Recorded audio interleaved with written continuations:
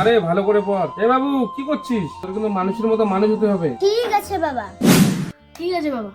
বাবা বাড়িতে পড়তে ভালো লাগে না, আমি কোনো টিউশনে পড়বো। হ্যাঁ বাবা, আমিও যাবো। তোরা তো জানিস আমার টাকা পয়সা নেই, কিভাবে তোদের টিউশন পড়াবো?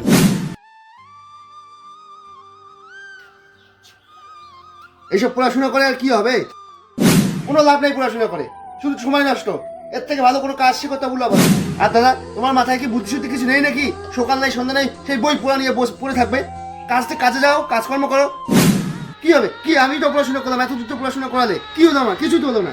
আমিও তো বিএ পাস করলাম, এমএ পাস করলাম, কি হলো? আমার তো কিছুই হলো না। মাস্টার ডিগ্রি করলাম, এটা করলাম ওটা করলাম, একটাও তো কোনো কাজে লাগলো না। কোনোদিন কিছু একটা পারলাম না। ছি!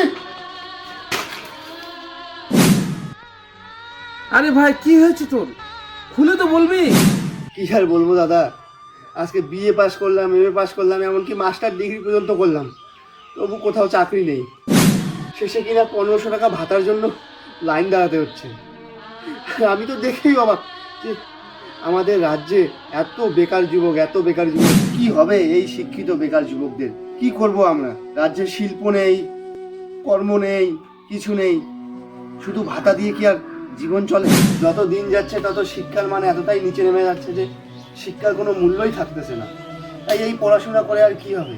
বাদ দাও তোমার এই পড়াশোনা, কি হবে? তার থেকে বাচ্চাদের কোনো স্কিল শেখাও, কিছু হাতের কাজ শেখাও, সেটাই মনে হয় আমার দিকে ঠিক হবে।